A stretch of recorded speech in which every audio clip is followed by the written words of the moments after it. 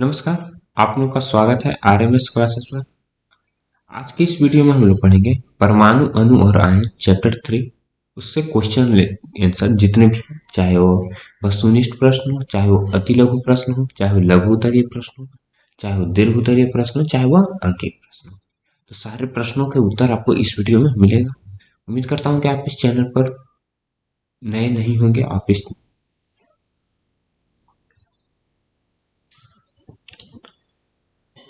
चलो अब हम लोग स्टार्ट करते हैं वीडियो।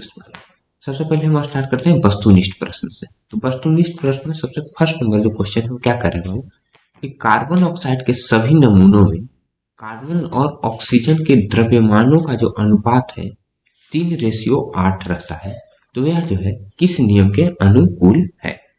ठीक है बाबू। चलो, तो कार्बन ऑक्साइड के जो नमूने हैं जिसमें कार्बन और ऑक्सीजन, ठीक है, कार्बन और ऑक्सीजन के जो द्रव्यमानों का अनुपात है कितना है? 3:8 है। तो यह किस नियम के अनुकूल है? इसे हम किस नियम के अंतर्गत रखते हैं? पदार्थ की अनस्वरता का नियम, स्थिर अनुपात का नियम, अपवर्त्य अनुपात का नियम और गैसीय आयतन का नियम। ठीक है, तो गैसीय आयतन का नियम और अपवर्त का नियम ये दोनों तो इसी ऐसे ही कट गए। ठीक है, बच गए तुमको एक पदार्थ का अनस्वरता का नियम और स्थिर अनुपात का नियम। ठीक है, तो स्थिर अनुपात का नियम को ही हम निश्चित अनुपात का भी नियम कहते हैं। ठीक है, इसी को हम क्या कहते हैं बाबू?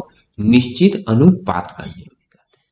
ठीक है, चलो, तो यहाँ तो तुम इसको स्थिर अनुपात को, या तो तुम निश्चित अनुपात को। तो हम सबसे पहले जानते हैं कि पदार्थ का जो अनस्वरता का जो नियम है वह क्या कहता है। ठीक है, तो पदार्थ का अनस्वरता का नियम क्या कहता है बाबू कि यदि कोई रासायनिक अभिक्रिया हो रही है तो रासायनिक अभिक्रिया के फलस्वरूप जो उसका जो द्रव्यमान होगा, यानी यदि हम मान लें कि ये जो है बी से अभिक्रिया करके सी और डी का निर्माण कर रहा है। ठीक है, ये जो है बी से अभिक्रिया करके क्या कर रहा है?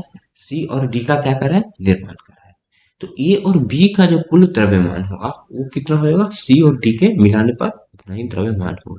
ये कौन बताता है? पदार्थ की अनस्वरता का नियम बताता है। तो इसमें तुमको क्या दे दिया? अनुपात में दे दिया है बाबू। ठीक है, कि ऑक्सीजन के द्रव्यमान का अनुपात कितना है, कार्बन के अनुपात के द्रव्यमान कितना है। ठीक है, तो यहाँ पर तो अनस्वरता का नियम होगा नहीं। ठीक है, तो इसलिए बच क्या कौन गया तुमको? स्थिर अनुपात का नियम ना, या निश्चित अनुपात का नियम का। ठीक है, तो स्थिर अनुपात का नियम और निश्चित अनुपात का नियम जो है तुमको बताता है कि यदि कोई पदार्थ का निर्माण हो रहा है, सपोज करो कि H2O का निर्माण हो रहा है। ठीक है, यहाँ पर CO2 दे दिया तो हम CO2 पर चलते हैं। ठीक है, तो CO2 में कार्बन का मास कितना हो जाता है? 12 ना, और ऑक्सीजन का 2 है ना, तो 16 दूनी क्या हो जाएगा? 32। ठीक है, तो 12 और 32 का जो तुम रेशियो निकालोगे तो क्या हो जाएगा? 4×3 12 और 4×8 32, 3:8 आ रहा है कि नहीं? 3:8 किस में आ रहा है? निश्चित अनुपात में ना, तो इसका ऑप्शन क्या हो जाएगा? हो जाएगा। ठीक है, चलो आगे बढ़ते हैं क्वेश्चन नंबर सेकंड। किस वैज्ञानिक के अनुसार जो है जो परमाणु क्या होता है? अविभाज्य होता है, यानी परमाणु का जो है विभाजन क्या है? संभव नहीं है। तो यह बात किस वैज्ञानिक ने बताया था? तो यह बात जो है तुमको सर जॉन डाल्टन ने बताया था कि परमाणु जो है अविभाज्य है, यानी इसका जो है विभाजन संभव नहीं है। ठीक है, चलो आगे आगे। तत्व के वह सूक्ष्मतम कण जो मुक्त रूप में नहीं रहते हैं किंतु सभी अभिक्रियाओं में क्या होता है? वह भाग लेता है। ठीक है, जो मुक्त रूप में नहीं रहते, तो मुक्त रूप में कौन नहीं रहते हैं बाबू? अणु तो मुक्त रूप में रहते हैं बाबू, जो तत्व का वैसा सूक्ष्मतम कण जो मुक्त रूप में रहते हैं। ठीक है, तो मुक्त रूप में और अभिक्रिया में भाग लेते, पिंड और नाभिक तो अभिक्रिया में भाग नहीं लेते हैं।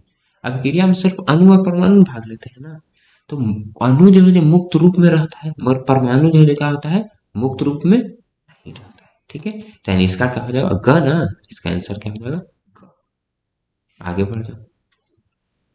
निम्नलिखित में कौन एक परमाणु अणु के रूप में रहता है? ठीक है, तो एक परमाणु अणु के रूप में कहने का मतलब है कि किसको जो है हमेशा एक परमाणु के रूप में यानी अकेले रहता है। ठीक है, यानी वह अभिक्रिया में भाग नहीं लेता। तो तुम हाइड्रोजन को ऐसे भी लिख सकते हो, H2 भी हम लिखते हो। हाइड्रोजन को दो तरह से भी नहीं लिखते हो, क्लोरीन को भी Cl लिखते हो और Cl2 लिखते हो। सल्फर को S भी लिखते हो, H2 लिखते हो, A60 लिखते हो। ठीक है, पर आर्गन जो है हमेशा Ar ही रहेगा। इसका रीजन क्या है? आर्गन क्या होता है? इनर्ट गैस होता है। ठीक है, इनर्ट गैस कहो, नहीं तो तुम इसको क्या कर सकते हो? निष्क्रिय गैस, यानी यह क्या है? अभिक्रिया में भाग नहीं लेता है। यदि वह अभिक्रिया में भाग लेगा ही नहीं तो उसका परमाणु क्या होगा? बढ़ेगा ही नहीं। तो हमेशा क्या होगा? इनर्ट गैस रहेगा, क्या होगा? एक परमाणु अणु के रूप में रहता है। तो इसका आंसर क्या हो जाएगा? घ आर का। आगे बढ़ जाओ। तत्व ए और बी की संयोजकताएं जो है, जो क्रमशः 3 और 2 है, ठीक है। तो तत्व ए की जो संयोजकता क्या है? 3 है। और बी की जो संयोजकता क्या है? 2 है। तीन तत्वों के संयोग से जो बने यौगिक का सूत्र होगा वो क्या होगा? तो तुमको ऐसा नहीं समझ में आ रहा है तो ऐसा समझते हैं कि तीन संयोजकता किसकी होते हैं बाबू? एल्यूमिनियम के। और दो संयोजकता किसका होता है? ऑक्सीजन का। तो इससे बने जो पदार्थ होते हैं एल्यूमिनियम ऑक्साइड, क्या होता है? Al2O3 ना। तो यानी क्या हो जाएगा? जो 3 वाला है उसका क्या हो जाएगा? 2 ना। तो 3 ए की संयोजकता है तो इसको हम 2 लिखेंगे, और बी की 2 संयोजकता है तो इसको हम 3 लिखेंगे। ठीक है, तो क्या हो जाएगा? A2B3। A2B3 इसमें ऑप्शन में नहीं दिया है, चलो तो A2B3 हो जाएगा। इसका ऑप्शन क्या हो जाएगा? इसको चेक कर लेता हूँ। ख में ऑप्शन है क्या? है ही A2B3। ठीक है। आगे बढ़ जाते हैं। ठीक है। और यह कैसे होता है इसको चार्ज से रिलेट करके बनाया जाता है बाबू। ठीक है। इसको प्लस माइनस एल्यूमिनियम पर क्या होता है? चार्ज क्या होता है? +3 होता है। और ऑक्सीजन पर चार्ज क्या होता है? -2 होता है। ठीक है। चलो, तो यदि तुम और जानना चाहोगे तुम जान सकते हो कि जितने भी यौगिक बनते हैं वो क्या बनते हैं, जो खास करके जो आयनिक यौगिक बनते हैं उसमें क्या होता है, जो आयनिक यौगिक बनते हैं उसमें क्या होता है? चार्ज का बहुत बड़ा योगदान होता है। ठीक है। यानी हम दोनों को कंबाइंड रूप क्या होना चाहिए? 0। जैसे +3 है ना, तो एल्यूमिनियम +3 दो से गुना कर दोगे तो +6 हो जाएगा। ये 3 नहीं, -2 से करोगे तो -6 हो जाएगा। कट करके 0 आ गया कि नहीं? ठीक है। चलो, यानी यह सूत्र है, इस तरह से निकलता है सारे। आगे बढ़ जाओ। Sodium phosphate. तो सोडियम फॉस्फेट, तो सोडियम का चार्ज क्या होता है? +1 है। अब फॉस्फेट का फॉर्मूला क्या होता है? पीओ फॉर्मूला, इसका चार्ज क्या होता है? -3। तो इसको यदि हम बनाएंगे तो क्या हो जाएगा? Na3PO4। तो Na3PO4 है तुमको ऑप्शन में कहीं, ऑप्शन में तुमको है Na3PO4। ठीक है। तो एक ऑप्शन चेक कर लेता हूँ Na3PO4। हाँ, गम। ठीक है। तो गम ये जो है जो 3 है, Na3PO। ठीक है, तो ऑप्शन नंबर ग हो जाएगा। छठा। नेक्स्ट क्वेश्चन आता है 7th के ऊपर। एवोगाड्रो, तो एवोगाड्रो कांस्टेंट का वैल्यू क्या होता है? 6.022 गुना 10⁻23 ना। तो एक किसमें है तुमको? ऑप्शन नंबर क ख ग हो गया है ना, तो घ हो जाएगा। ठीक है, ये क्या है? घ है। उच्च तो टाइप करने में थोड़ा बहुत गड़बड़ हो जाता है बाबू, ध्यान नहीं रहता है। मानक ताप एवं दाब पर किसी गैस के 1 मोल का आयतन कितना होता है? 22.4 लीटर होता है। ठीक है, तो यानी ये मिलीलीटर नहीं दिया, ऑप्शन कट जाएगा, यानी ख हो जाएगा 22.4 लीटर। ठीक है। आगे बढ़ जाओ। सोडियम के परमाणु का द्रव्यमान 23 है, तो 46 ग्राम सोडियम में मोल की संख्या क्या है? ठीक है, तो मोल की संख्या का फॉर्मूला क्या होता है बाबू? ग्राम में द्रव्यमान। ठीक है, क्या होता है? ग्राम में द्रव्यमान, और बटा क्या होता है? परमाणु है ना, तो परमाणु द्रव्यमान। तो उस तत्व का जो है परमाणु द्रव्यमान कितना होता है? ठीक है, तो ग्राम में द्रव्यमान हमारे पास कितना है? 46। और इसका परमाणु द्रव्यमान क्या होता है? 23 ना, तो यानी 2 मोल आ जाएगा। 2 मोल किसमें है? ग में ना, तो 9 का आंसर क्या हो जाएगा? ग हो जाएगा। आगे बढ़ जाओ। आणविक द्रव्यमान 120 वाले यौगिक का सरल सूत्र CHO हो तो यौगिक का अणु सूत्र क्या होगा? ठीक है, तो तुम सब लोग जानते हो बाबू कि अणु सूत्र बराबर क्या होता है? फॉर्मूला क्या होता है? n गुना सरल सूत्र, n गुना सरल सूत्र। तो सरल सूत्र इसका CHO ना है, सरल सूत्र इसका CHO है। एक तो मैं चेक कर लेता हूँ, नहीं CH2O है, ये भी अभी गड़बड़ हो जाता। CH2O है इसका सरल सूत्र। ठीक है। तो इसका यदि हम आणविक द्रव्यमान निकालना चाहें तो कार्बन का 12 ना, और हाइड्रोजन का 2 गुना 1, और प्लस ऑक्सीजन का 16 ना, तो 12 और 2 ना, 2 प्लस 16 ना, तो 12 2 14, 16 क्या हो जाएगा? 30 ना। तो 30 से 120 कितना गुना है? 4 गुना ना है, तो n का वैल्यू क्या हो जाएगा? 4 ना, तो 4 आ गया। तो 4 गुना सरल सूत्र ना, तो CH2, 4 गुना CH2। ठीक है, तो 4 गुना CH2O ना, तो तो C में 4 से गुना करोगे तो क्या होगा? C4 ना। H2 में 4 से तो करोगे 8 ना, तो C4H8O4, C4H8O4, यानी ऑप्शन नंबर ख हो जाएगा। ठीक है। चल आगे बढ़ते हैं क्वेश्चन नंबर 11 को। कौन जो है चतुष्परमाणिक अणु है?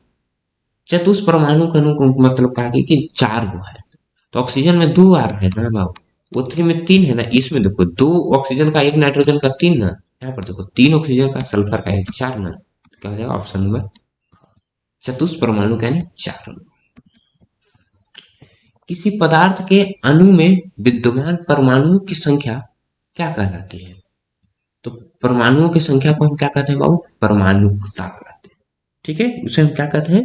परमाणुकता कहते हैं। आगे आ जाओ। अमोनिया NH3 में नाइट्रोजन की जो संयोजकता होगी वह क्या होगी? तो अमोनिया में ऐसे भी नाइट्रोजन की संयोजकता क्या होती है? 3 ही ना, तो यहाँ पर भी 3। और अमोनिया में कह रहा है तो इसका मतलब है कि चार्ज। तो अमोनिया में नाइट्रोजन का चार्ज क्या होता है? -3। हाइड्रोजन का क्या होता है? +1। 3 से देखो तो बैलेंस हो रहा है कि नहीं, यानी 3 इसका। आगे आ जाओ। इथेनोइक अम्ल का अणुसूत्र जो है, जो C2H, और क्या है इसमें फिर से मिट गया है, C2H4O2 है। C2H4 और यह O2 है। इसका सरल सूत्र क्या होगा? तो सरल सूत्र बराबर क्या होता है फॉर्मूला? सरल सूत्र बराबर जो है फॉर्मूला हो जाता है, क्या हो जाता है? अणुसूत्र बटा N। ठीक है। चलो, तो अणुसूत्र इसका क्या है? C2H4O2। तो इसमें हम क्या कॉमन ले सकते हैं? 2 कॉमन ले सकते हैं। 2 कॉमन लेंगे तो क्या हो जाएगा? CH2। ठीक है, तो इसका N का वैल्यू क्या आ जा रहा है? 2 ना, 2 आ जाएगा। ठीक है, 2 आ रहा है ना, तो CH2O, यानी ऑप्शन नंबर ख। आगे आ जाओ। रिक्त स्थानों की पूर्ति करने में आगे, तो किसी तत्व के जो परमाणु है वह क्या होते हैं? तो किसी तत्व के सभी परमाणु के बाद खाली स्थान है। ठीक है, खाली स्थान कहाँ कहाँ है वहां पर मैं मार्क कर देता हूँ। तो सभी के बाद है खाली स्थान, सॉरी सभी सभी परमाणु के बाद है खाली स्थान, यहाँ के बाद है खाली स्थान। और किसी रासायनिक अनुपात के पहले है, विचार से के बाद। ठीक है, तो यहाँ पर है खाली स्थान। और थर्ड में क्या है के पहले है खाली स्थान। और सोडियम का परमाणु द्रव्यमान 23 है ना, सोडियम का परमाणु द्रव्यमान 23 सोडियम ग्राम परमाणु द्रव्यमान, यहाँ पर है खाली स्थान। ठीक है, और 5 मोल अमोनिया NH3 का द्रव्यमान, द्रव्यमान के बाद है खाली स्थान। ठीक है। चलो,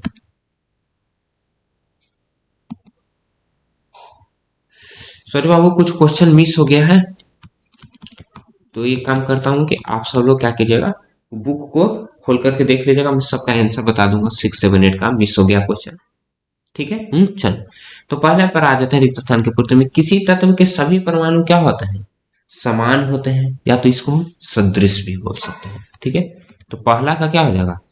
समान बोलो, नहीं तो तुम इसका क्या बोल सकते हो? सदृश भी बोल सकते हो। ओके। किसी रासायनिक यौगिक में उसके अवयवी तत्व भार के विचार से क्या होता है? स्थिर अनुपात में न रहते हैं बाबू, अभी तुमको फर्स्ट ऑब्जेक्टिव क्वेश्चन में बताए थे। क्लोरीन का संकेत क्या होता है? F ना। सोडियम का परमाणु द्रव्यमान 23 है, तो ग्राम परमाणु द्रव्यमान इसका भी क्या हो जाएगा? 23 ना, 23 हो जाएगा। ठीक है, ग्राम परमाणु द्रव्यमान कैसे निकलेगा? तो यानी हम मोल की संख्या से निकालेंगे। परमाणु द्रव्यमान इसका 23 दे दिया है। ठीक है, और तो इसका यदि 23 होगा तभी तो 1 मोल सोडियम हो जाएगा।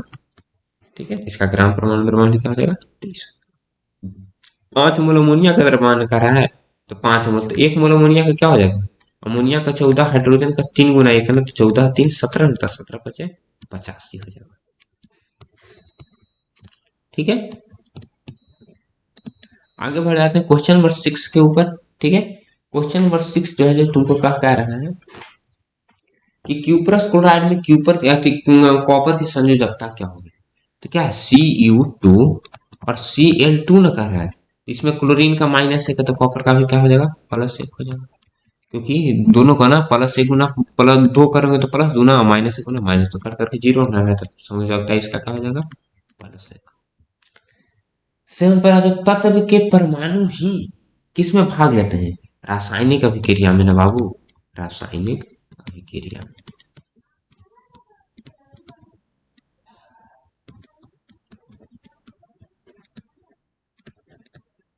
आगे आ जाओ क्वेश्चन नंबर 8 के ऊपर। क्वेश्चन नंबर 8 क्या कर रहा है कि मानक ताप एवं दाब पर 44 ग्राम कार्बन डाइऑक्साइड का आयतन क्या होगा। तो 44 ग्राम कार्बन डाइऑक्साइड ने तो मोल निकालना था कि 44 ग्राम कार्बन डाइऑक्साइड में कितना मोल होगा।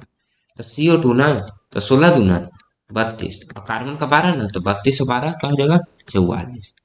ठीक है, तो इसका यदि मोल निकालना चाहो तो मोल क्या क्या हो जाएगा, यहाँ पर हम मोल की संख्या निकालते हैं। तो मोल की संख्या क्या होता है, ग्राम में द्रव्यमान है तो 44 बटा आणविक द्रव्यमान 44 ना, 44 बटा 44 यानी 1 मोल ना। तो 1 मोल का आयतन कितना होता है 22.4 लीटर ना। इसका आंसर हो जाएगा क्या 22.4 लीटर, 22.4।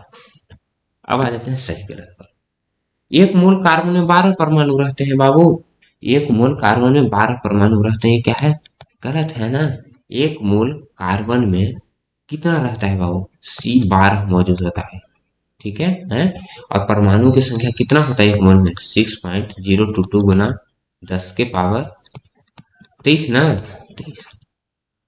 अणु परमाणुओं का बना होता है, अणु जो है जो परमाणुओं का बना होता है, बात सही है। अणु जो है परमाणुओं के संयोग से बनते हैं। ठीक है। अणु का जो निर्माण होता है वह क्या होता है, परमाणु को क्या करता है जोड़ने से होता है। ठीक है। विभिन्न तत्वों के परमाणु के द्रव्यमान समान होता है नहीं ना बाबू, सबके परमाणु द्रव्यमान क्या होता है अलग अलग होता है। सिल्वर का संकेत एस है, गलत ना, सिल्वर का संकेत क्या है Ag ना।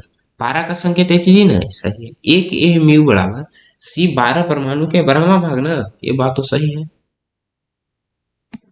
सोडियम कार्बोनेट Na2CO3, Na2CO3 उत्कृष्ट गैस द्विपरमाणु होते नहीं ना, एक परमाणु को ना।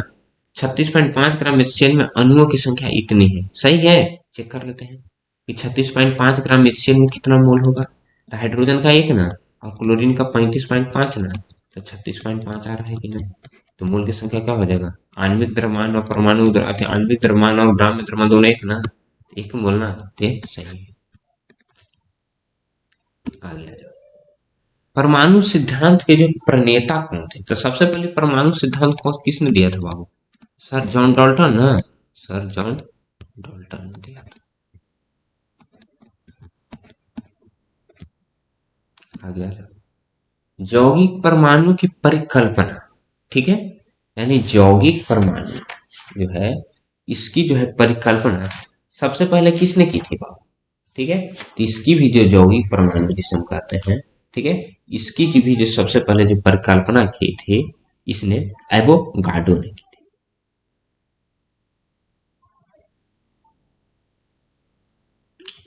तो यौगिक परमाणु तो सबसे पहले ऐसे तो यौगिक परमाणु के रूप में तुमको बताए थे जॉन डाल्टन ने। ठीक है, मगर इसका नया नाम अणु चेंज करके किसने क्या दिया था, ये वो गार्डो ने। ठीक है। चलो, यदि यौगिक परमाणु के यदि सबसे पहले नाम किसने रखा था, डाल्टन ने। और इसको विस्तार से यदि चर्चा के ऊपर बात करें तो किसने किया था, एवोगाड्रो ने। और इसका नाम चेंज करके क्या कर दिया था, अणु। तत्व के संकेत से आप क्या समझते हैं, ठीक। तो तत्व के संकेत से हमें क्या मिलती है कि तत्वों के बारे में जानकारी मिलती है हमें। ठीक है, तत्वों के बारे में हमें क्या मिलती है, जानकारी मिलती है कि यदि हम जैसे हम हाइड्रोजन यदि हम H लिखे तो H से हमें क्या पता चल रहा है कि हाइड्रोजन न है। Cl लिखे तो Cl से हमें क्या पता चल रहा है कि क्या है, क्लोरीन है। इससे हम कहाँ से पता चल रहा है, संकेत ना। और इसका डिटेल में और क्वेश्चन तुमको लघु उत्तर में पूछ रहा है तो उसमें मैंने डिटेल में बता दूंगा। ठीक है, इस संकेत का क्या मतलब होता है, तो घबराना नहीं। तत्व के ग्राम परमाणु द्रव्यमान क्या है, ठीक है। तो ग्राम परमाणु द्रव्यमान तत्व का क्या है कि जो तुमको इसको यदि हम लिखना चाहो तो मोल की संख्या का क्या होता है, ग्राम परमाणु द्रव्यमान और बटा परमाणु द्रव्यमान ना। ठीक है, तो ग्राम परमाणु द्रव्यमान क्या होता है, ये तुमको क्या रहता है दिया हुआ रहेगा कि इतना ग्राम परमाणु द्रव्यमान है।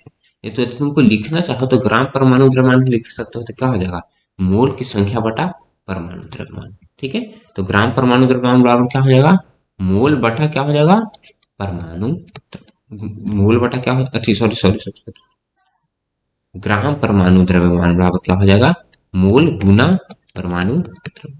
ठीक है, मोल गुना परमाणु द्रव्यमान। ठीक है, क्रॉस मल्टीप्लाई कर लो।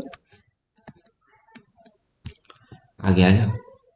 सोडियम और क्लोरीन के परमाणु द्रव्यमान 23 और 35, तो सोडियम क्लोराइड का सूत्र द्रव्यमान में का, तो Na और Cl ना कह रहा है, तो Na का 23 ना और क्लोरीन का 35.5, तो दोनों को जोड़ देगा तो क्या हो जाएगा 58.5 ना, 58 आगे आ जाओ। Ca का परमाणु द्रव्यमान क्या है 40 है, तो CaCO3 का आणविक द्रव्यमान 100 है, तो CuCO3 में कैल्शियम की प्रतिशत क्या होगी, ठीक है? तो प्रतिशत क्या हो जाएगी टोटल बटा, जैसे सिंपल प्रतिशत निकालना है वैसे तुमको निकालना, तो CaCO3 टोटल का ना है तो टोटल वाला पार्ट नीचे आ जाएगा, तो 100 है ना, तो 40 ना है बाबू, Ca का परमाणु तो यानी कैल्शियम का ना पूछा था, 40 बटा 100 गुना 100 ना, तो 100 से 100 कैंसिल यानी 40%, ठीक है? तो नीचे क्या लिखाएगा, जो पूरे जो यहाँ पर यौगिक दिया हुआ रहेगा उसका कुल कितना आणविक द्रव्यमान होगा से, और ऊपर में क्या हो जाएगा जिस तत्व का हमें प्रतिशत निकालना रहेगा उस तत्व का परमाणु, ठीक है? गुना 100। परमाणु क्या है, ठीक है? तो परमाणु हम क्या कर सकते हैं कि तत्व का सूक्ष्मतम कण, तत्व का क्या है सूक्ष्मतम कण, सिंपल परमाणु कण। कैल्शियम नाइट्रेट, तो कैल्शियम और नाइट्रेट का फॉर्मूला क्या होता है NO3 ना, NO3, और NO3 का चार्ज क्या होता है बाबू -1 चार्ज होता है, और कैल्शियम का चार्ज क्या होता है +2 ना, +2। इसको यदि फॉर्मूला में सेट करना चाहे तो क्या हो जाएगा Ca और NO3 ना, और इसका क्या हो जाएगा होल 2, क्योंकि +2 को -2 करेगा तभी ना, क्योंकि तभी ना जीरो होगा, मैंने बताया कि कंपाउंड के नाम में जीरो का बहुत होता है, तो इसको +2 है तो इसको -2 लाइएगा तब ना, तो -2 लाने के लिए यहाँ पर 2 से गुना करना पड़ेगा। तत्व की संयोजकता क्या होती है, तत्व की संयोजकता क्या होती है बाबू, आखिर यदि लिख दो कि जिस तत्व की, यानी जिस तत्व का जो है वैलेंस इलेक्ट्रॉन, ठीक है 1 से 4 होगा, ठीक है 1 से 4, तो उसका वैलेंसी यानी संयोजकता क्या हो जाएगी वही सेम हो जाएगा, ठीक है क्या हो जाएगा 1 से 4 हो जाएगा। और जिस तत्व का वैलेंस इलेक्ट्रॉन जो है 5 से 8 हो जाता है, ठीक है 5 से 8, तो उसका जो वैलेंसी क्या हो जाता है 8 माइनस वैलेंस, ठीक है तेईस संयोजकता होती है। तो 5 वाला की संयोजकता क्या हो जाएगी 8 माइनस 5 3 ना, 6 वाला के 2, 7 वाला के 1 और 8 वाला के।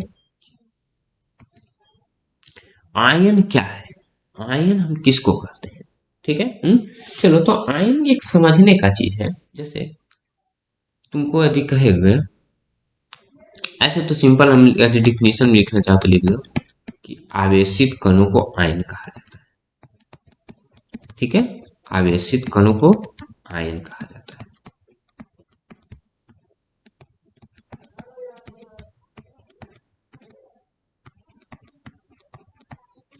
आगे आ जाओ कि आवेशित कण कैसे है, जैसे बाबू जो धातु होता है, ठीक है और अधातु होता है, जनरली दो प्रकार के तत्व होते हैं, ठीक है तो जो सारे धातु और अधातु तत्व सब क्या खोजता है कि वह क्या हो वो बैलेंस रहे, यानी क्या हो अपने आखिरी कक्षा में क्या चाहे 8 इलेक्ट्रॉन चाहे, आखिरी कक्षा में कितने इलेक्ट्रॉन चाहे 8 चाहे, और धातु क्या करता है 8 इलेक्ट्रॉन अपने आखिरी कक्षा में कैसे करता है इलेक्ट्रॉन के क्या करके त्याग करके, और अधातु क्या करता है इलेक्ट्रॉन ले करके, ठीक है तो जो त्याग करता है उसका क्या हो जाता है +4 हो जाता है, और जो लेकर करता है उसका क्या हो जाता है -4, ठीक है।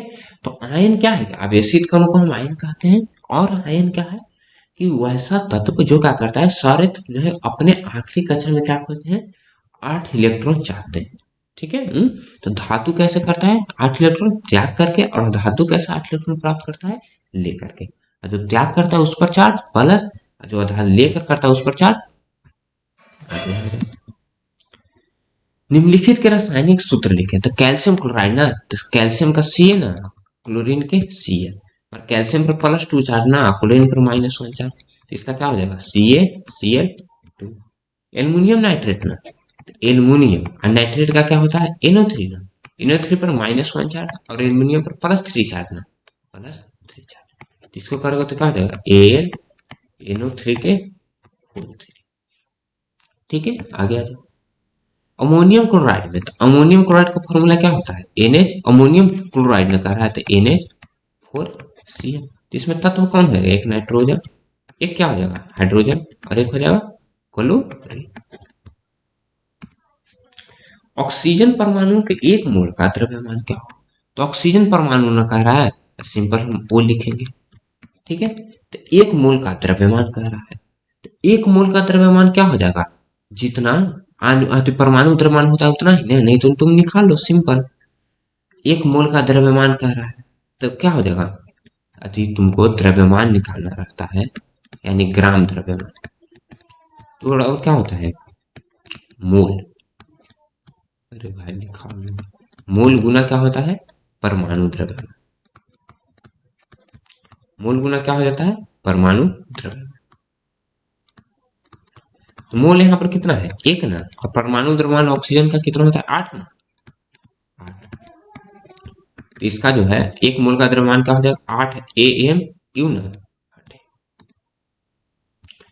मोल में परिवर्तित करना है 28 ग्राम नाइट्रोजन और 22 ग्राम कार्बन डाइऑक्साइड, ठीक है। तो मोल की संख्या बराबर क्या होती है, मोल बराबर क्या होता है ग्राम में द्रव्यमान बटा परमाणु का है तो परमाणु द्रव्यमान, अणु का है तो अणु द्रव्यमान। तो ग्राम में इसका कितना है 28 ना, और नाइट्रोजन का परमाणु द्रव्यमान कितना होता है 14 ना, इसका क्या हो जाएगा 2 मोल। और 22 ग्राम ना, जिसको भी मोल की संख्या तो 22 बटा कार्बन डाइऑक्साइड का आणविक द्रव्यमान निकालो, तो कार्बन का 12 ना, और ऑक्सीजन 2 गो है ना, तो 2 गुना, और एक का होता है 16 ना, तो 12 प्लस 32 ना, तो क्या हो जाएगा 44।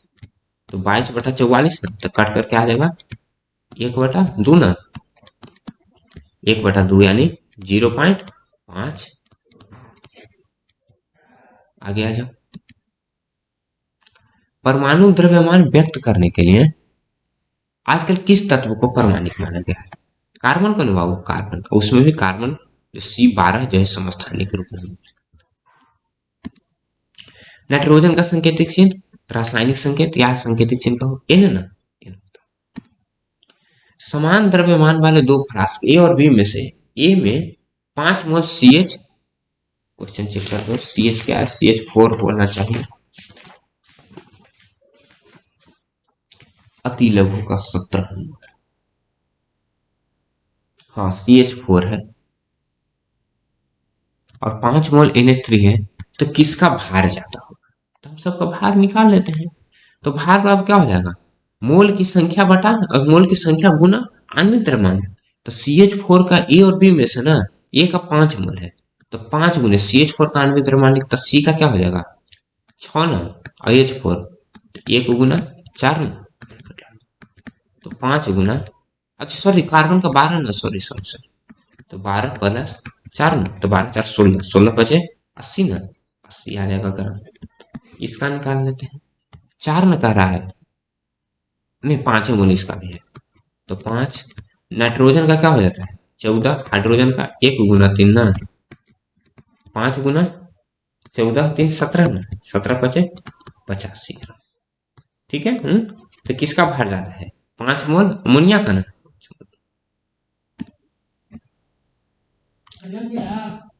हाँ हो। चलो नेक्स्ट क्वेश्चन क्या है, CH3 यहाँ पर होना चाहिए, CH3 COO में घन आयन और ऋण आयन की पहचान करना, ठीक है। चलो तो CH4 पर क्या हो जाएगा प्लस COO, ठीक है। तो पूरा पर क्या हो जाता है COO पर -1 का चार्ज होता है, ठीक है। और CH3 पर को क्या माना जाता है प्लस, ओके।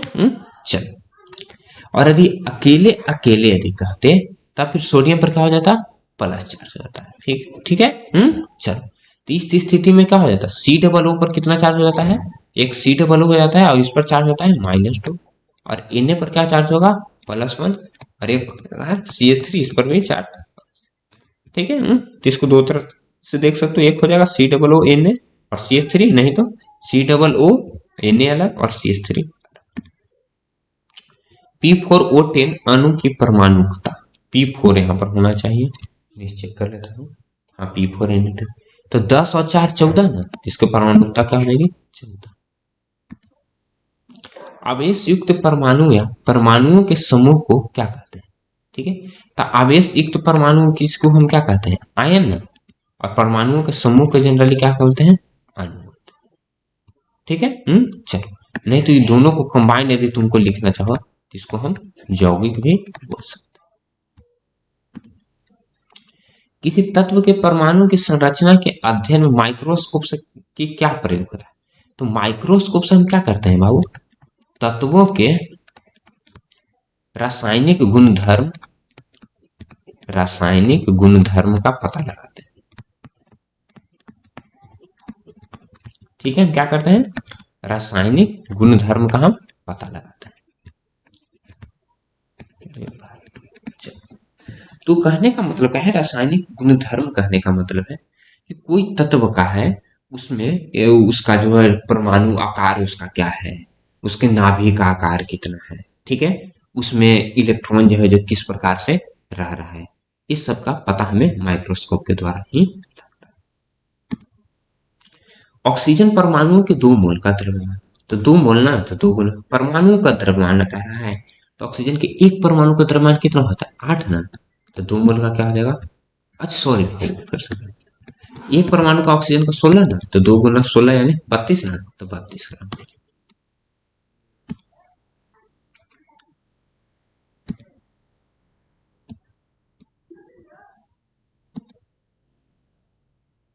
चलिए, अब हम लोग आ जाते हैं लघु उत्तरीय प्रश्न को। ठीक है, तो लघु उत्तरीय प्रश्न में क्या कर रहा है कि स्थिर अनुपात का नियम लिखें।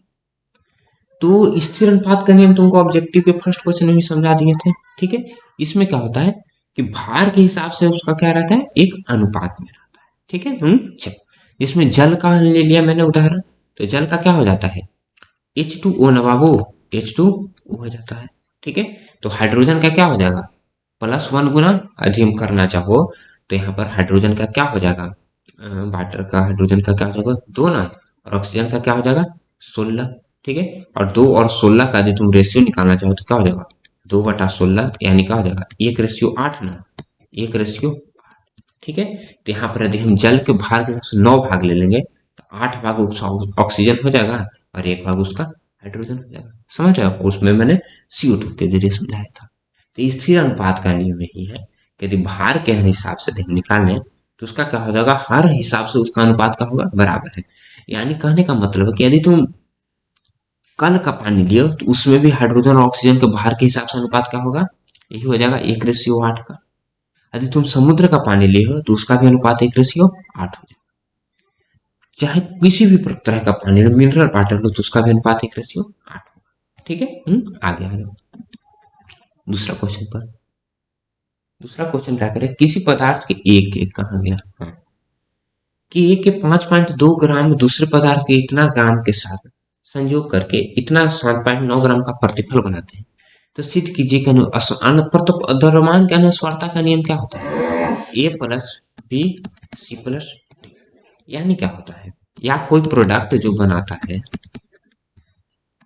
उसको ऐसे समझ कि जो प्रोडक्ट बनाने के पहले उसका जितना द्रव्यमान होता है वही क्या होता है प्रोडक्ट बनने के बाद। यानी कोई पदार्थ का निर्माण यदि हो रहा है तो निर्माण के पहले जितना उसका द्रव्यमान होगा उतना ही क्या हो जाएगा? निर्माण के बाद हो जाएगा। तो निर्माण के पहले इसका क्या है? तो 5.2 है ना, और 2.7 से संयोग करता है तो टोटल कितना हो रहा है? 7.9 ना, और क्या कर रहा है? 7.9 का ना प्रतिफल बना रहा है। ठीक है, तो ये बराबर हो जा रहा है कि नहीं हो जा रहा है? ठीक है, तो 7.9 में तो A+B है और ये भी बराबर है ना, तो ये अनुस्वारता का नियम का पालन कर। परमाणु की विशेषताएं क्या है? ठीक है, तो परमाणु की विशेषता बहुत सारा है। तो परमाणु की विशेषता क्या है? क्या क्या है? यह तत्व जो है जो प्रत्येक तत्व के यानी सभी गुणों में प्रदर्शित करता है। ठीक है, यदि किसी भी तत्व को यदि हम सोडियम लिए, ठीक है, यदि हम सोडियम के एक परमाणु लिए हैं तो उसमें भी उतना ही गुण होगा जितना ही सोडियम के 2 परमाणु लिए। ठीक है, यानी कहने का मतलब है कि यदि एक परमाणु ले 2 परमाणु, सबका गुण क्या होगा? वह समान होगा, यानी हर उसके परमाणु में गुण समान होगा। जैसे हम नमक का उदाहरण लें और नमक को पूरा बुक दे और बुक के बाद एकदम छोटा सा बुकनी को जीभ पर रखेंगे तभी वो क्या लगेगा? खट्टा ही लगेगा। और पूरा नमक का एक टुकड़ा लेकर तभी हमें खट्टा लगेगा। ठीक है। चलो, तो ये तो पहला गुण हो गया। और इसका विशेषता क्या हो जाएगा कि अरे यार, कि परमाणु का आकार क्या होता है, बहुत छोटा होता है। इसे हमें किससे देखते हैं, इलेक्ट्रॉनिक माइक्रोस्कोप से देखते हैं। ठीक है। और सभी तत्वों के जो परमाणु है क्या होता है, दिखने में क्या होता है, समान होता है, जबकि उसका गुण क्या होता है, अलग अलग। ठीक है। चलो आगे बढ़ते हो। क्वेश्चन नंबर 4 के ऊपर कि संकेत से क्या सूचनाएं मिलती है। तुमको मैंने कहा था कि लघुत्तरी में क्वेश्चन, उसमें मैं आपको डिटेल में बताऊं। तो संकेत से तुमको क्या क्या मिलते हैं। तो पहले तो हम संकेत से यदि हाइड्रोजन लिख रहे हैं तो हमें हाइड्रोजन का पता चल रहा है। ठीक है। और क्या करता है, वह किसी एक परमाणु को व्यक्त करता है। और क्या करता है, यह परमाणु द्रव्यमान को बताता है। ठीक है। चलो आगे आ जाओ। सापेक्ष परमाणु द्रव्यमान क्या कहते हैं, कि किसी तत्व का परमाणु द्रव्यमान जो है, जो C12 के परमाणु द्रव्यमान से के 12वें भाग से कितना अधिक होता है, इसी को हम क्या कहते हैं, सापेक्ष परमाणु द्रव्यमान कहते हैं। ये सारे डिफिनेशन वाले टर्म है बाबू, ये सब तो आपको याद करना पड़ेगा। ठीक है। इसमें कुछ समझाने वाला टर्म नहीं। नेक्स्ट आ जाए, अणु की परिभाषा लिखिए। तो अणु क्या होता है कि पदार्थ का वह सूक्ष्मतम कण जो मुक्त अवस्था में रहता है। ठीक है। और इसका निर्माण क्या होता है, दो या अधिक परमाणुओं के संयोग से होता है। ठीक है। जैसे सिंपल H2 हो गया, तो H2 का निर्माण क्या हो रहा है, H और H से ना। ये क्या हो गया, अणु हो गया H2, और H सब क्या हो गया, परमाणु। आगे आ जाओ। अणु की दो विशेषता लिखो। तो अणु को वही सेम विशेषता हो जाएगा जो परमाणु का होता है। इससे भी क्या होता है, अणुओं के गुण सदी अणु का गुण जो है वही पदार्थ का गुण हो जाएगा। और सभी पदार्थ के जितने भी अणु सब क्या होते हैं, एक समान होते हैं। पदार्थ के मूल से आप क्या समझे, तो मूल का मतलब क्या होता है, कि मूल जो है, जो पदार्थ की वह मात्रा है जिसमें मूल कण यानी इलेक्ट्रॉन, प्रोटॉन, परमाणु, न्यूट्रॉन, अणु, आयन की संख्या जो है C12 के परमाणु की संख्या के बराबर होती है। कहने का मतलब क्या बन जाता है, ठीक है, कि यदि हम एक मोल चर्चा कर रहे हैं, यदि तुम एक मोल सोडियम में इलेक्ट्रॉन पूछ रहे हो, ठीक है, एक मोल सोडियम में कितना इलेक्ट्रॉन है, तो आंसर क्या हो जाएगा, 6.022 गुना 10 के पावर 23 हो जाएगा। एक मोल सोडियम प्रोटॉन पूछे हो तो उसका भी आंसर ही हो जाएगा। एक मोल सोडियम में परमाणु तो उसका भी आंसर ही। एक मोल में न्यूट्रॉन उसका भी यही, अणु यही, आयन सब कुछ यही। पदार्थ के रसायन, तो सोडियम सल्फेट ना, तो सोडियम सल्फेट का फॉर्मूला क्या होता है, SO4। और SO4 पर चार्ज क्या होता है, -2। और सोडियम पर प्लस है ना, तो इसका फॉर्मूला क्या हो जाएगा, Na2SO4। Sulphur trioxide, sulphur trioxide तो 3 गो ऑक्सीजन ना। बेरियम नाइट्रेट, तो बेरियम के बी है ना, नाइट्रेट के NO3। नाइट्रेट के चार्ज का होता है -1, इसका का होता है +2। तो इसको भी हमें करना है तो जोड़ना ना पड़ जाएगा, NO3 के। आगे आ जाओ। अब आ जाते हैं यानी दीर्घोत्तरीय प्रश्न पर। दीर्घोत्तरीय क्या कह रहा है, फर्स्ट क्वेश्चन कि बहुपरमाणु अणु क्या है, कुछ उदाहरण देकर के समझाना। तो बहुपरमाणु अणु क्या है, यानी 4 से अधिक यदि परमाणु है तो उसको हम बहुपरमाणु अणु कहें। जैसे A60 में कितने हैं, 8 हैं। इसमें क्या है, 4 1 5 है। इसमें क्या है, 3 1 4 1 5। तो सब क्या है, बहुपरमाणु। नेक्स्ट क्वेश्चन क्या कह रहा है कि डाल्टन के परमाणु के सिद्धांत के 5 मान्यता लिखें। ठीक है। तो डाल्टन के परमाणु के सिद्धांत के 5 मान्यता हो गया कि सभी पदार्थ क्या होता है, सूक्ष्म कणों से बने होते हैं, जिसे परमाणु कहते हैं। परमाणु को खंडित नहीं किया जा सकता है। रासायनिक प्रक्रिया द्वारा क्या होता है, परमाणु का न तो निर्माण किया जा सकता है, नहीं नाश, यानी परमाणु अनस्वर होते हैं। किसी तत्व के सभी परमाणु समान होते हैं। ठीक है। और सभी परमाणु के जो है आकार, द्रव्यमान और रासायनिक गुण सारे उसका क्या होता है, समान होता है। परमाणु का क्या होता है, विभिन्न परमाणु तत्वों के परमाणु विभिन्न आकार, द्रव्यमान और रासायनिक गुण वाले। ठीक है। और रासायनिक संयोग से दो या अधिक तत्वों के परमाणु का संयोग करके क्या बनता है, यौगिक का निर्माण। आगे आ जाओ। किसी तत्व की संयोजकता को हमें व्याख्या करना है। संयोजकता किसको कर, तो हम एक सोडियम का एग्जाम्पल लेते हैं, एक क्लोरीन का एग्जाम्पल लेते हैं। सिंपल, दोनों से समझ आ जाते हैं। इसका इसके इलेक्ट्रॉनिक कॉन्फ़िगरेशन निकाला तो क्या जाएगा, 1s2 2s2 2p6 और 3s1। ठीक है। और इसका यदि तुम निकालना चाहो तो क्या हो जाएगा, 1s2 2s2 3p6। ठीक है। और 3p6 के बाद हो जाएगा, अरे सॉरी बाबू, 2p6 और उसके बाद हो जाएगा 3s2 और 3p। ठीक है। चल, तो संयोजकता जो है, जो क्या होता है, संयोजकता हम किसको कहते हैं? आखिरी सेल में उपस्थित इलेक्ट्रॉन की संख्या, जिसमें आखिरी सेल 3 नहीं है, यानी आखिरी कक्षा में, जिसमें इलेक्ट्रॉन 1 नहीं है, इसका आखिरी सेल क्या है? 3 है, तो 3 में 5 2 7। तो यदि जिसका वैलेंस इलेक्ट्रॉन यानी संयोजी इलेक्ट्रॉन 1 2 3 4 हो, तो उसका संयोजकता भी कहा जाएगा 1 2 3 4 हो जाएगा। तो जिसका एक वैलेंस इलेक्ट्रॉन, उसका संयोजकता 1, तो सोडियम का एक वैलेंस इलेक्ट्रॉन आया, यानी इसका 1 हो जाएगा। और जिसका संयोजकता पांच वैलेंस इलेक्ट्रॉन 5 6 7 8 हो, तो उसका संयोजकता क्या होता है? 8 माइनस वैलेंस इलेक्ट्रॉन। इसका 7 न है, तो 8 माइनस 7, यानी क्या हो जाएगा? ठीक है। संयोजकता ये होता है। आगे बढ़ जाओ। सरल सूत्र और अणुसूत्र में क्या है? तो अणुसूत्र का फॉर्मूला क्या होता है? एन गुना सरल सूत्र, सरल सूत्र का होता है अणुसूत्र बटा। ये सिंपल फॉर्मूला है, यही इसका अंतर। ठीक है। चलो,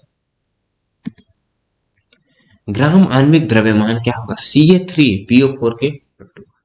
ठीक है। चलो, तो Ca3 ना, तो कैल्शियम का क्या हो जाता है बाबू? यदि तुम कैल्शियम का, यदि तुम जानते होगे, तो कैल्शियम का क्या होता है? 40 ना, तो 40 कैल्शियम 3 गुना है, तो 40 गुना 3 प्लस फास्फोरस। यहाँ पर क्या हो जाएगा? PO4 के होल 2 है ना, तो P2 को हो गया ना। अब फास्फोरस का क्या होता है? 31, तो 31 गुना 2 प्लस ऑक्सीजन 4 दूनी 8 ना, तो 8 गुना क्या हो जाएगा? 16 ना, तो 8 गुना 16। आगे निकाल लो, तो 40 क्या 120 और प्लस 65 ना, और 16 8 क्या हो जाता है? 28 से। तो 8 2 10, 8 2 10 क्या हो? 8 2 10 हो जाएगा ना, 10 और 2 6 2 8 2 10 1 11 ना, 11 1 1 2 1 3 ना, तो 310 AM। कैलकुलेशन चेक करना, हो सकता है कैलकुलेशन में गलती भी हो जाए। अगला क्या है? H3PO4 है। ठीक है। चलो, तो H3 ना, तो हाइड्रोजन 1, 3 गुना हाइड्रोजन, तो 3। फास्फोरस 1 ना है, फास्फोरस का 31 ना, 31। ऑक्सीजन 4 गुना है, तो 4 गुना 16। 3 प्लस 31 प्लस 16 चौको 64 ना बाबू, तो 4 1 5 और 3 8 ना, 8 और 6 3 9, 98 AM। आगे आ जाओ। आगे क्या दे दिया तुमको? H2SO4 का ना, H2SO4, तो हाइड्रोजन का 2 ना, तो 2 गुना 1, मैंने 2 हाइड्रोजन 1 इसका मास। सल्फर का 32 और ऑक्सीजन का 4 गुना 16, 2 प्लस 32 प्लस 64 ना, तो इसका भी क्या हो जाएगा? 98 ना, 98 AM। एक और में बच गया तुमको, Na3।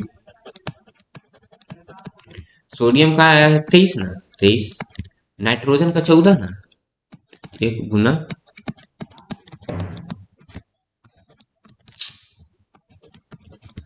प्लस ऑक्सीजन का 16 ना, तो 3 गुना 16, तो 23 प्लस 14 प्लस 48 ना, 48। तो 23 और 14 क्या हो जाएगा? 37, यानी 8 4 9 3 12, 1 ना, 4 1 5 2 7 1 8 82 AM। कैलकुलेशन चेक कर लो। 6 पर आ जाओ, आखिरी क्वेश्चन पर। रासायनिक सूत्र लिखने के लिए कह रहा है, तो कैल्शियम हाइड्रोजन कार्बोनेट, तो कैल्शियम का C ना, हाइड्रोजन कार्बोनेट का क्या होता है? HCO3, और HCO3 का जो चार्ज है वो क्या हो जाता है? -1 होता है। इसका फॉर्मूला क्या हो जाएगा? CaHCO3 का उल्टा। सोडियम हाइड्रोजन सल्फेट ना, तो सोडियम हाइड्रोजन सल्फेट का क्या होता है? HSO4। ठीक है। और HSO4 का चार्ज होता है -1, सोडियम का +1, सिंपल है फॉर्मूला। एल्युमिनियम सल्फेट, तो एल्युमिनियम और सल्फेट का SO4 ना, SO4। एल्युमिनियम का +3 चार्ज होता है, इसको हम क्या लिख देंगे? SO4 के होल 3, और एल्युमिनियम का क्या हो जाएगा? 2, क्योंकि एल्युमिनियम का +3 चार्ज ना। Cuprous chloride. ठीक है। अब क्यूपरस और क्यूप्रिक, अब यहाँ पर गौर कर लो बाबू, कि क्यूपरस क्लोराइड यानी क्यूपरस में क्या हो जाता है? कॉपर का जो चार्ज होता है +1 हो जाता है। तो क्यूपरस क्लोराइड यानी क्या हो जाएगा? CuCl लिखो, नहीं तो तुम Cu2 और Cl2 भी लिख सकते हो। कॉपर सल्फेट, तो Cu सल्फेट का SO4 ना, इसका फिर चार्ज +2 होता है, CuSO4। नेक्स्ट क्वेश्चन पर आ जाओ। मोल के महत्व प्रकाश डालना है, ठीक है। चलो, एक मोल यौगिक में, तो मोल के महत्व यानी हम सिंपल लिखते हैं, डिफिनीशन लिखना चाहे तो क्या करते हैं, पदार्थ के इतने कणों को निरूपण करता है। एक मोल यौगिक में इतना, एक मोल तत्व में इतना, एक मोल पदार्थ का आयतन, सिंपल। अब एक सिर्फ बच गया अंकित प्रश्न, वो आपको नेक्स्ट वीडियो में